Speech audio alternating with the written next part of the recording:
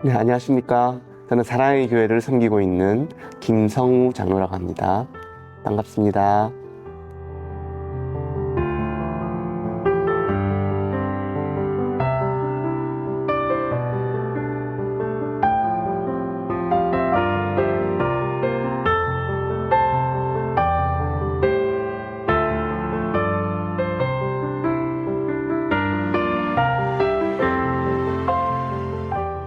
요즘은 이제 영성이 좀 떨어질 때마다 예수님의 십자가에서 흘리신 피? 근데 그게 그냥 뭐 이제 문자 그대로가 아니고 그 피의 따뜻함, 그리고 나는 김이 모락모락 나는 그런 피를 되게 묵상을 많이 합니다. 그걸 묵상하면 그 십자가에서 예수님께서 왜 피를 흘렸고, 그게 나에게 어떤 의미를 가지고 있고, 그래서 내가 어떻게 살아야 되는지를 더 깊이 묵상할 수 있게 되는 것 같습니다. 아무래도 은혜라고 할 수밖에 없을 것 같습니다. 저같이 부족한 사람을 또 기독법조인으로 세워주시고, 또 많은 우여곡절이 있었지만 아직도 생명을 주셔서 하나님께 섬길 수 있도록 해주신 거는 그것은 그냥 좀 식상하게 은혜라고 이야기할 수도 있겠지만, 저에게서는 정말 가슴 깊이 와닿는 은혜라고밖에 생각할 수 없을 것 같습니다. 판사가 됐을 때도 사실은 이제 좀 사법시험도 늦게 합격을 했고, 그래서 우여곡절 끝에 이제 합격을 했는데, 판사가 됐는데, 그 판사가 될 때도 사실은 크게 기대를 하고 있지 않았지만, 아마 제자 훈련을 받고 이렇게 하나님께 기도하는 가운데 판사가 됐던 것 같습니다. 그래서 그 판사가 됐을 때는 이 판사의 직을 통해서 하나님께서 생각하시는 게, 계획하고 계신 것이 무엇인지를 생각하기 위해서 노력했던 것 같습니다.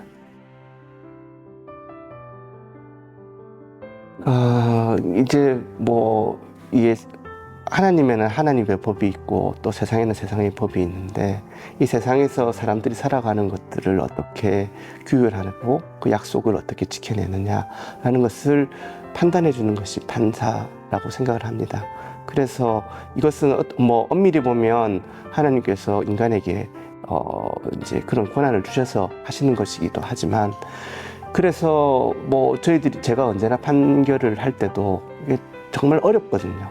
이제 정말로 이 사람을 버려야 될지 말지, 그리고 이 사람이 저지른 죄에 대해서 상응하는 벌은 어떻게 될지, 그리고 이 사람이 정말로 이 일을 했는지 아닌지, 이런 것들을 판단하는 것은 쉬운 일이 아닙니다. 그래서 이런 것들을 판단해낼 때는 정말 하나님께서 주시는 지혜와, 그리고 영안이 없으면 정말로 판단해내기 어렵거든요.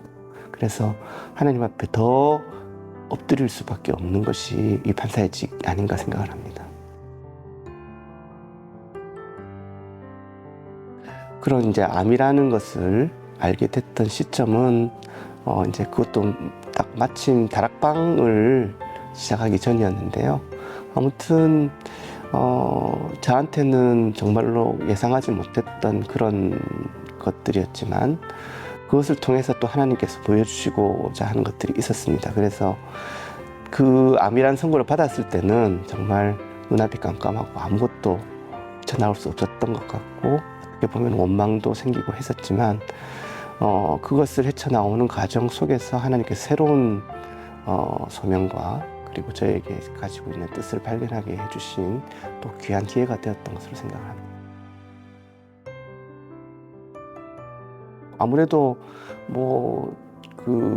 법조인으로 살아오고, 또 계속 사법시험 준비하고, 또 판결을 해야 되고 하는 그런 삶이었기 때문에 언제나 최선을 다해서 이기고 남들보다 앞서고, 이런 것들에 대해서만 마음을 가지고 있었던 것 같습니다. 그것이 최고의 가치였던 것으로 생각을 했는데, 이제 그것을 정말로 이제 암이라고 해서 생명이 없어질 수도 있다라는 생각을 했을 때는, 정말로 하나님께서 말씀하신 이 마음이 가난한 자, 어떤 것인지를 알게 되고 그 어떤 가치도 다 부질없는 그 바울이 말했던 것처럼 아무것도 아닌 것으로 여겨지고 정말로 하나님과의 관계 그리고 가족들과의 남은 시간들을 더 가질 수 있는 것 그것만이 남아있는 유일한 저에게 가치 있는 일이 되었습니다.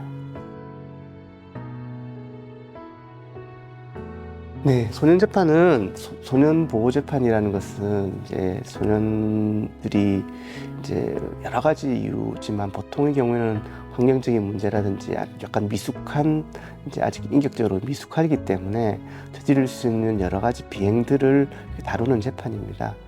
그런데 이제 이게 뭐 어른들 같으면 자기가 저지른 죄에 대해서 거기에 상응하는 벌을 딱 내리는 것이 딱 정의라고 할 수 있지만 소년들의 경우에는 그렇지 않은 경우가 많거든요. 그래서 이 소년 재판을 하는 것은 반드시 엄벌을 하거나 사회에서 격리를 하는 것만이 최선의 길은 아니거든요.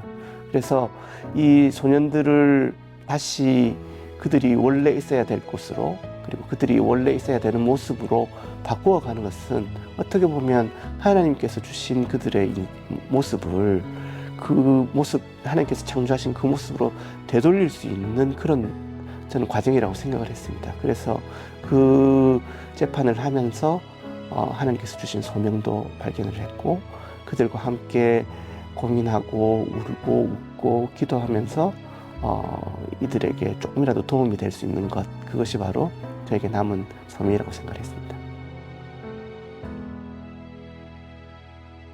네, 뭐 이제 그거는 생각이 여러 가지가 있을 수 있기는 하거든요. 이제 또 뭐 특별히 이제 학교 폭력 같은 경우에는 피해자가 있습니다. 그래서 그 피해자들의 입장에서 생각을 해보면 당연히 엄벌이 되어야 된다라고 생각하고 그게 상당한 부분 일리가 있기도 합니다. 다만 이제 엄벌로만 일관했을 때 이 아이들이 이제 뭐 정말로 어른들도 한 번 실수하면 집행유예도 해주고 뭐 이렇게 벌금도 해주고 그렇게 하잖아요. 그런 것처럼 이들이 저지른 죄가 정말로 자기가 어쩔 수 없이 그런 환경에서 어쩔 수 없이 저지른 죄이고 또 자기가 미숙해서 한 번 더 기회를 주고 갱생할 수 있는 여러 가지 기회를 주지 않는다는 것은 그것도 사실은 문제가 있거든요. 그래서 이것들 다 조화롭게 하되 소년들에게 새로운 기회를 줄 수 있도록 우리가 사회가 미워하고 이렇게 내치는 것뿐만 아니라 사랑하고 보듬어서 새로운 사회의 일원이 될 수 있도록 이끌어주는 것 그게 소년 재판의 주된 목표라고 생각합니다. 사실 이제 뭐 이제 소년범들을 이렇게 품어주는 이제 6호 시설이라는 게 있습니다. 이제 6호 시설이라는 게 있는데 거기는 사실은 많이 종교 단체들이 관여를 하고 있습니다. 천주교나 뭐 불교라나 우리 기독교에서 하는 단체들이 관여하고 있습니다. 그래서 그게 이제 그렇게 단발적으로 이렇게 도와주는 것이 아니라 저희들은 종교계에서 특히 우리 기독교에서 이렇게 소년들을 품어주고 하나님의 사랑으로 이렇게 이끌었을 때 그들이 사실 방황하고 이제 지나가는 그런 질풍노도의 시기가 생각해보면 한 2, 3년? 길어봐야 3, 4년 정도거든요. 그 기간 동안 사실은 그들을 우리 교회에서, 우리 주일학교에서 품어서 그들의 이 발산하고 싶은 그런 이제 욕구들을 하나님을 향한 이 사랑으로 치환할 수 있다면 이 소년 범죄를 줄이고 그들의 방황을 줄일 수 있는데 큰 도움이 되지 않을까. 그거는 여러 가지 이제 그런 방향을 설정하는 것뿐만 아니라 저는 실질적인 도움도 꼭 필요하다고 생각하거든요. 어떻게 보면 그 환경이라는 것이 그들이 머무를 곳이 없어서 예컨대 뭐 가정으로부터 부모님으로부터 폭력이 있어서 애들이 밖으로 나올 수도 있고요. 그 다음에 경제적인 어려움 때문에 학교 밖으로 나올 수도 있습니다. 또 뭐 성적인 문제가 있어서 여자애들은 밖으로 나올 수도 있거든요. 그런 것들을 보살펴서 환경을 조정해 줄 수 있는 데는 사실은 우리 기독교에서 우리 교회가 많은 역할을 할 수 있을 거라고 생각을 합니다.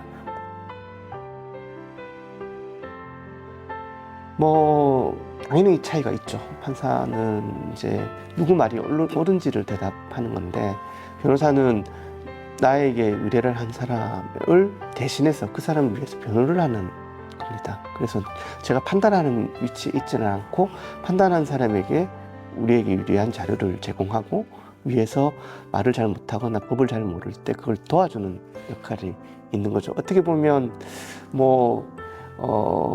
다 가치가 있는 일이지만 변호사로서의 일도 당연히 가치가 있는 일이라고 생각합니다.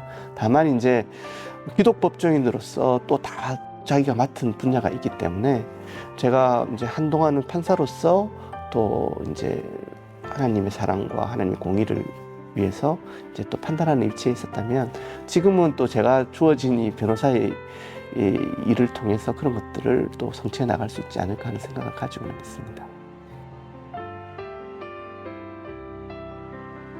그래서 예수 안에 산다는 것은 예수님과 주파수를 맞추는 것이라고 생각합니다. 예수님과 주파수를 맞춰져 있으면 언제나 우리가 이거를 그 주파수만 맞추면 들을 수 있잖아요. 볼 수 있고 옛날에는 라디오가 그랬지만 요즘은 이제 이 유튜브 같은 것들을 통해서 알고리즘이 이렇게 딱 맨날 우리가 보는 거면 그런 것들이 뜨듯이 제가 하나님을 계속 바라고 하나님의 마음을 품으면 제가 유튜브를 틀면 내가 좋아하는 예수님의 자료만 나오듯이 그렇게 예수님과 주파수를 맞추는 것이 바로 예수와 함께 더불어 사는 것이 아닌가 하는 생각이 듭니다.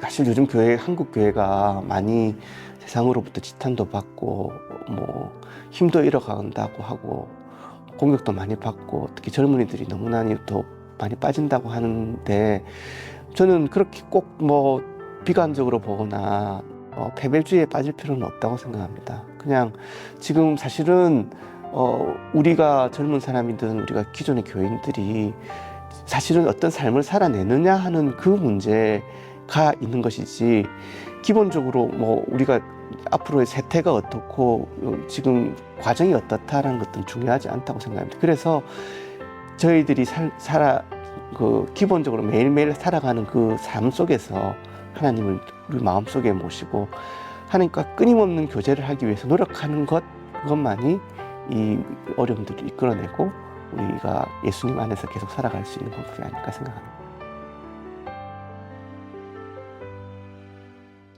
삶을 살아 가족법과 관련된 가정법원에 오래 있어서 가족법과 관련된 책을 하나 쓰긴 했는데요. 그 책에서 이제 처음과 마지막에 드린 질문입니다. 사실은 제가 신앙적인 생각을 가지고 드린 질문인데 책에는 그게 좀 반영은 좀 안 돼 있습니다만 아무튼 여러분들의 신앙 인생 아니면 여러분들의 삶 속에서 여러분께 남아있는 경기 시간은 얼마입니까?